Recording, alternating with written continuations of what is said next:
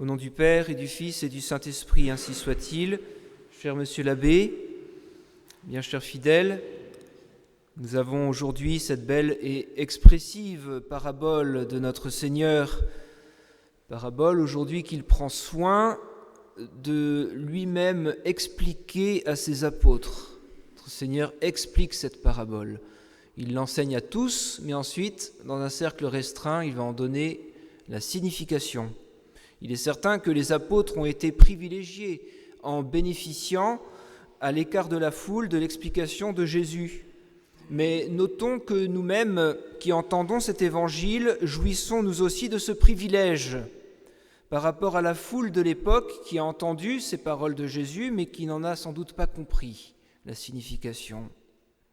Nous aussi, nous avons cette explication de la parabole faite par notre Seigneur à ses apôtres. Elle est consignée dans le texte sacré. Nous avons cette explication claire, lumineuse, sans ambiguïté, mais nous pouvons, nous aussi, bien facilement, nous trouver dans l'une ou l'autre de ces situations qui rendent stérile cette parole de Dieu. La parole de Dieu, cette divine semence, elle est semée à profusion dans le monde, dans les âmes. La parole de Dieu, le Verbe divin, est d'abord à l'origine de tout ce qui existe. Par lui, tout a été fait, lit-on dans le prologue de l'évangile de Saint Jean, que nous lisons à la fin de chaque messe. Par lui, tout a été fait, par ce Verbe divin. La parole créatrice de Dieu.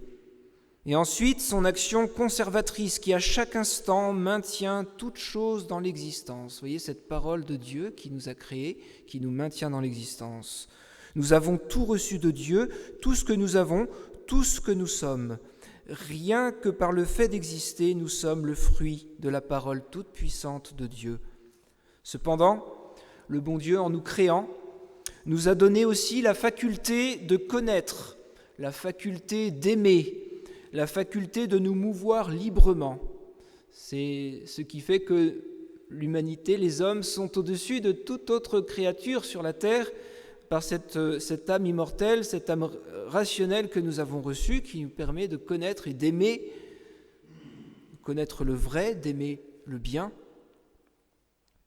Et c'est à ce niveau, justement, que se situe tout le combat pour nous, tout le travail de la semence divine, de la parole de Dieu dans nos âmes. Dès le début de l'histoire des hommes, Adam et Ève, comblés de bien par le bon Dieu, avaient reçu ce seul et unique commandement, cette parole de Dieu, de ne pas toucher aux fruits de l'arbre de la science du bien et du mal. Ce commandement, cette parole de Dieu, était là pour leur donner l'occasion de prouver leur fidélité, leur amour, leur soumission. Mais Satan, avec la permission divine, est venu et insidieusement les a trompés, les a entraînés dans sa révolte. Et c'est là ce qui est à l'origine de toutes nos misères, de nos souffrances, du dérèglement de notre nature, si difficile à rectifier, à canaliser. Dans la suite de l'histoire des hommes, il y a eu encore cette promulgation de solennelle du Décalogue, les 10 commandements reçus par Moïse sur le mont Sinaï.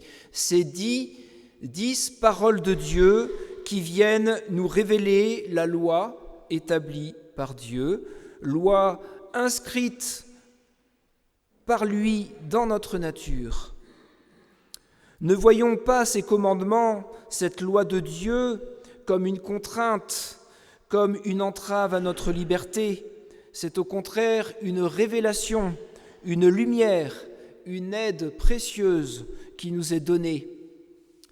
Face au dérèglement laissé en nous par le péché originel et à l'aveuglement qui en découle, Dieu prend soin de nous révéler le mode d'emploi, tout simplement, le mode d'emploi de notre nature.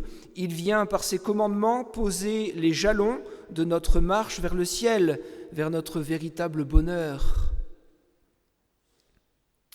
Et ces commandements sont en même temps l'occasion pour nous de prouver notre amour envers Dieu. Ces commandements, ces 10 paroles de Dieu sont souvent pour nous qui sommes si faibles, si inconstants, bien difficiles, c'est vrai, à respecter en tout point. Nous sommes alors facilement tentés de baisser les bras, de nous décourager ou pire, de passer outre cette lumière qui nous vient du ciel et de nous mettre alors ouvertement en état de révolte, d'indépendance par rapport à Dieu, par rapport à sa loi. L'humanité pécheresse, blessée à cause du péché originel, si faible, si vite détournée, si vite découragée, révoltée, même éclairée par les 10 commandements, ce décalogue, enlisée dans ses désordres, dans ses fautes, cette humanité, elle courait à sa ruine totale, généralisée. Mais le bon Dieu, dès l'origine, dès le premier péché, avait annoncé qu'il interviendrait et qu'il enverrait un sauveur. Et les âmes saintes de l'Ancien Testament étaient celles qui, confiantes en la promesse divine, attendaient justement cet accomplissement de la promesse, cet envoi du Sauveur. Cette promesse divine, ce Sauveur promis, est venu au temps marqué.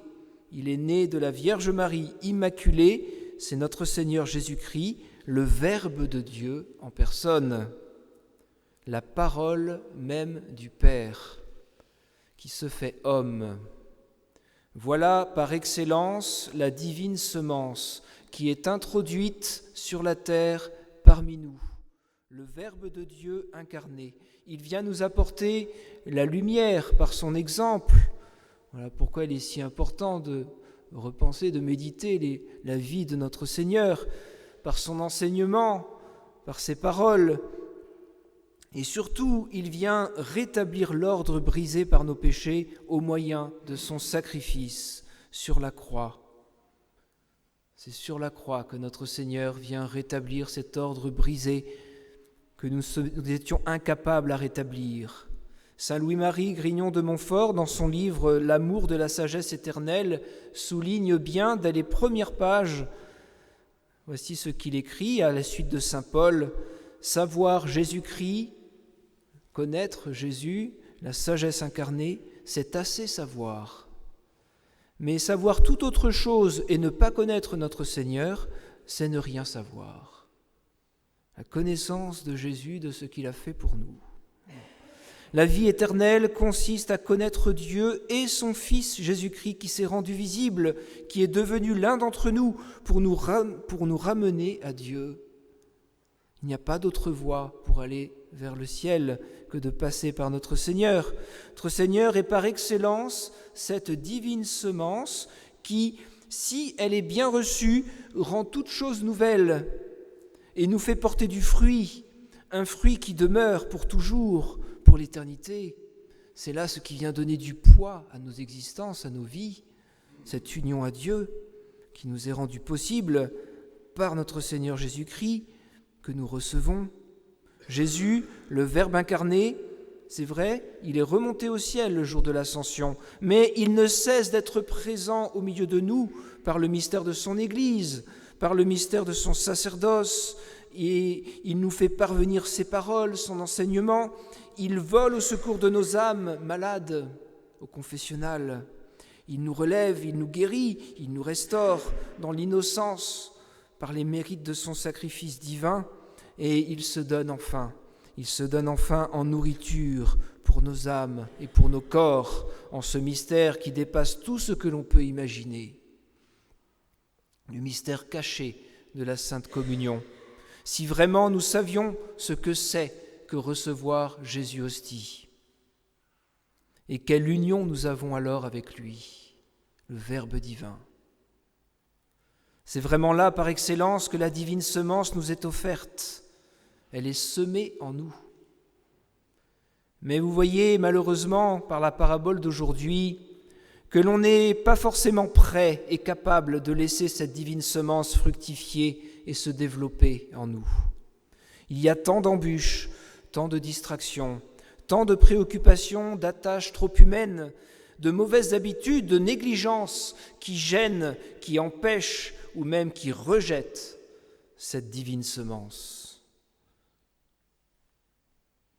Nous sommes à quelques jours du temps du carême, ce saint temps.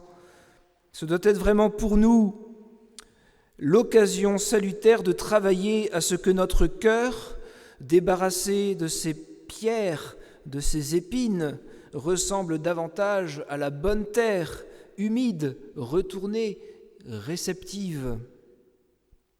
Pour cela, eh bien oui, prenons le temps, dans le silence, à tête reposée, sous le regard de Dieu, de réfléchir, de prier, afin de faire le choix des bonnes résolutions à prendre, afin de déraciner davantage ces mauvaises habitudes, donner plus d'essor à cette divine semence qui nous est offerte si abondamment.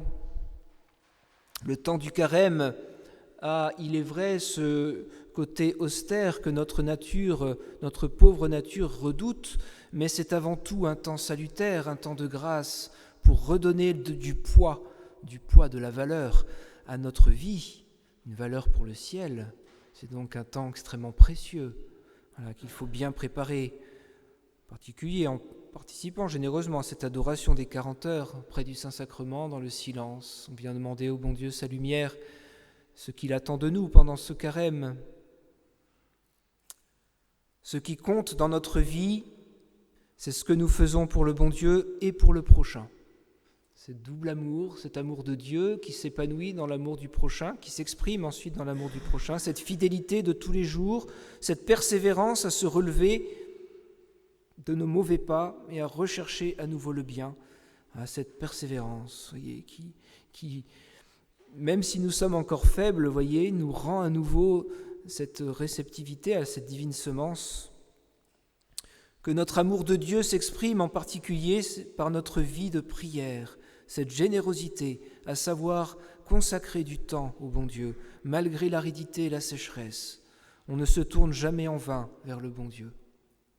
Demandons à la très sainte Vierge Marie cet amour de Dieu, cet amour du prochain, résumé de toute la loi. Jésus, dans l'Évangile, nous résume tous les commandements dans ce double précepte de l'amour de Dieu et du prochain, afin que la divine semence, cette sainte hostie consacrée que nous venons recevoir au pied de l'autel, fructifie véritablement en nous au centuple par notre constance, par notre patience, par notre persévérance. Ainsi soit-il. Au nom du Père, du Fils, du Saint-Esprit, ainsi soit-il.